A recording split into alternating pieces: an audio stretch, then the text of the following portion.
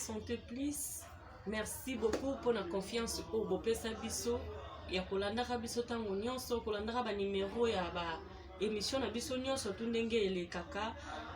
Lelo oyo toye kotala docteur na biso na centre Opsar. Curieusement toye kokuta ye azo soigner maladie ya mbasu.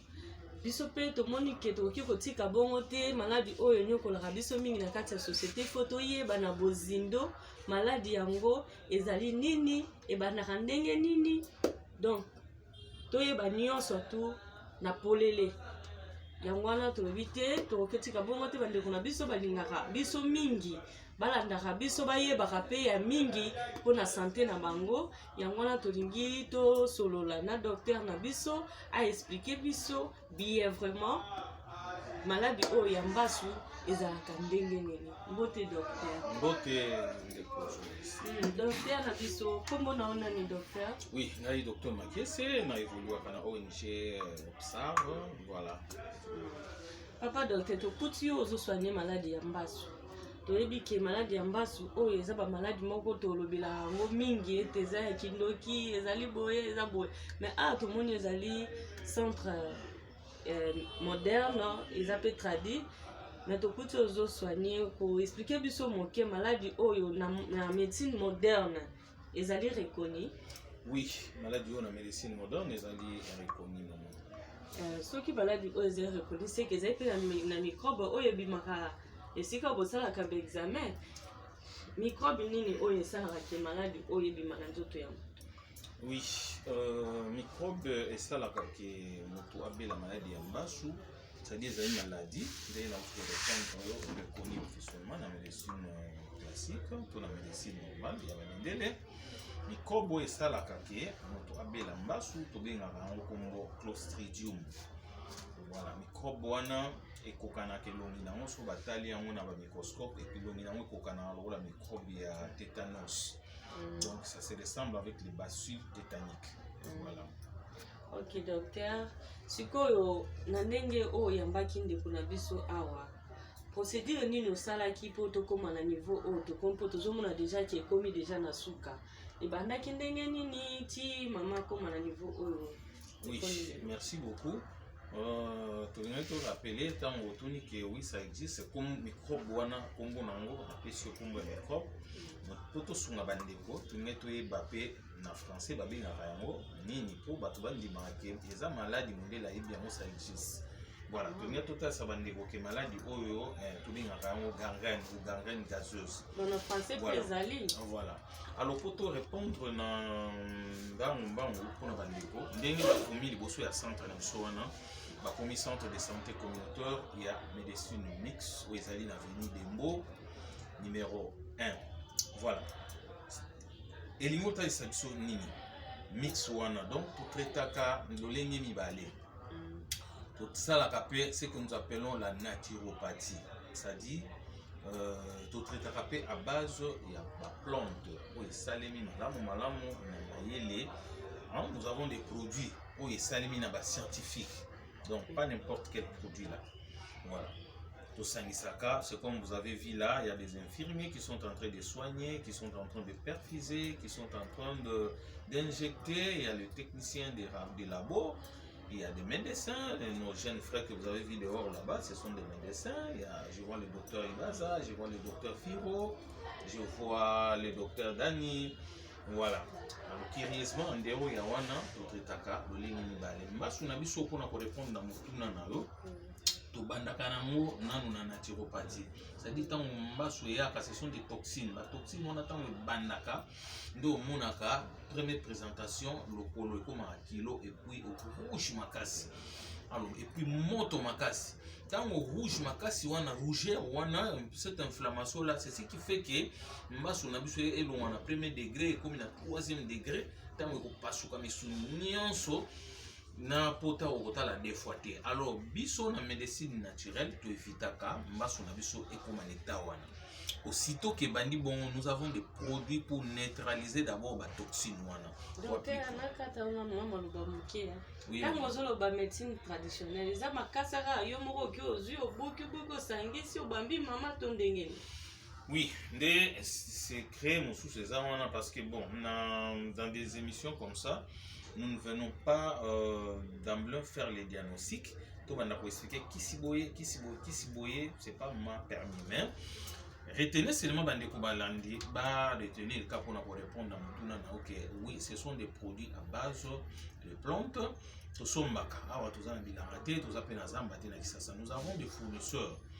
Tout petit bango combo ya plante bakei kosala recherche na bazamba place bakendaka bayeli biso moko ntango tozwaka mpe occasion tosalaka mwa descente tokoke na lufu tokoke na mbanzangungu tokoke na mayombe tosapprovisionner na baplante toye nango et voilà c'est comme cela que ça s'est fait oyo eza baproduit déjà basala nde toaplikaka na première position comme premier soin na biso topesaka toaplike yango mokolo ya liboso ya mibale ya misato et les résultats moto wana chaleur wana ombaso ayaka nango compte tenu ya batoxine na yo wana ya baclostridium ekomaka deja atténué c'est-à-dire so osimbi lokolo boye omona lokolo ezongi pio après olie eprogresse donc ekati mwa progression nango wana etelemeli kaka wana. Et ensuite, tu continues le traitement de biso, je crois que lobby, déjà dans moi, pota ils pour persister. Mais les lots déjà dans ton curieusement, il y a plus. Oui, donc tu peux expliquer que la plante on a souqué. Tous na kisi en bas souté. Tous na kisi belé sur tali na vitrine, biso tous na beaucoup de différents produits. Au biso tout ça la ça dit tous na laboratoire na biso. Ici là tout ça la préparation en tant que scientifique, en tant que chercheur. Nde omoni bakisi wana so tobeteli lisolo te ke kisi wana eza ya bato mwingi bato basali yango kondima te par rapport à présentation par rapport à l'emballage donc toza na esika na biso approprié oyo tobengi lokola laboratoire na biso esika tosalaka baproduit na biso wana voilà sikoyo mama ndenge azalaki awa ndenge ayaki bozali mpe na baantibiotique mosusu oyo bopesaki ye na nsima ya traitement traditionnel. Oui, au finish, que c'est la médecine mixte, en évolution.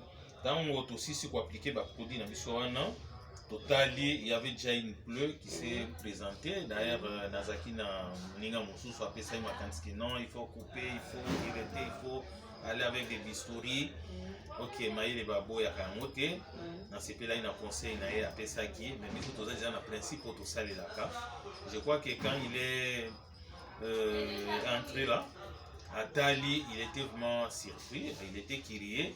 Il y a un la qui aussi un bistouri mon côté, il traitement tout le monde, il faut couper, bâtisser, nécroser et tout ça non. Ça dit biso avantage na biso to evitaka. Baso na biso ekoma na stade wana ya bâtisser, nécroser, ya ba cicatrisation trompeuse et tout. Oui, puis ça la complication dans baso donc voilà. Dans mon coup, oui, nous avons utilisé un peu des antibiotiques, mais pas n'importe quels antibiotiques. C'est ça aussi le secret, c'est ça aussi, voilà. Ok, docteur, ce que ceux qui joyau direct, pour passer du soca à adresse ici, quand on peut se numéro de téléphone, oui. Vraiment,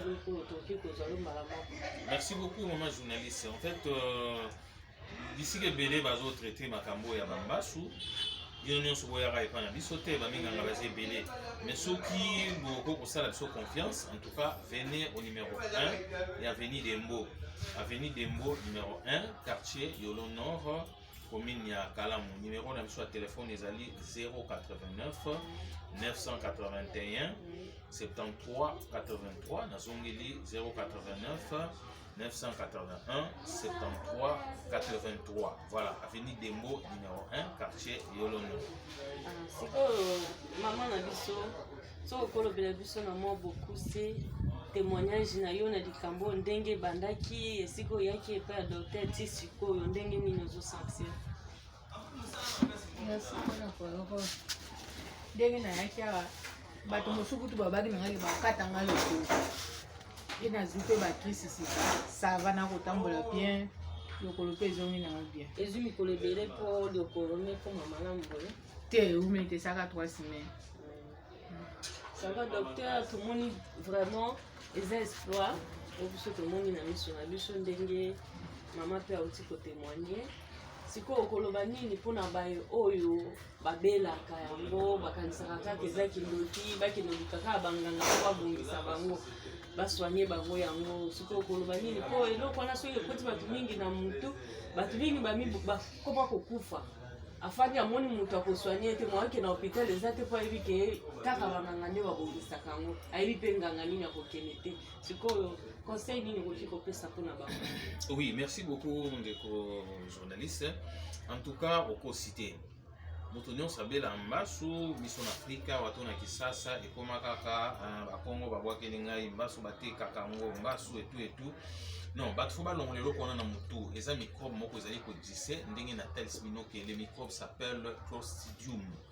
Voilà, et maladie tobenga yango na kimunganga ezali gangrène gazeuse, donc ça existe. Voilà, microbe nango to expliquer que soko tandi yango na microscope ekokanaka lokola ba bacille tétanique, c'est-à-dire microbe nango na tétanos ezalaka ya kokokana. Donc faut kolongola makanisi wana soko oza na problème na ya mbasu mona mungango akozala pembeni na bino wana aosunga yo, mais soko osali biso confiance oye tokuti ko expliquer awa ke toza na ba technique moko to kendaka na mbasu vraiment na ngonga mo muke na mona bakamsu ya mbasu 3 mois 6 mois, je vis quelque part une année, mais curieusement ndeko na mso moi si oyo 3 semaines to soki si problème na déjà lelo, donc y a rien.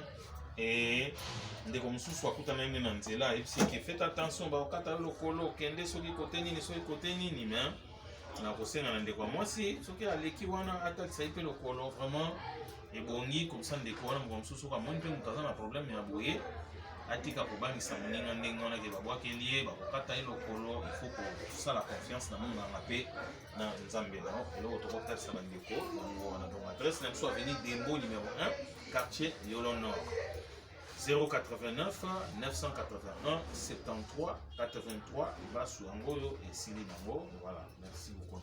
En tout cas, merci docteur. Merci Nabalandi Nabisonia surtout il y a conseil santé plus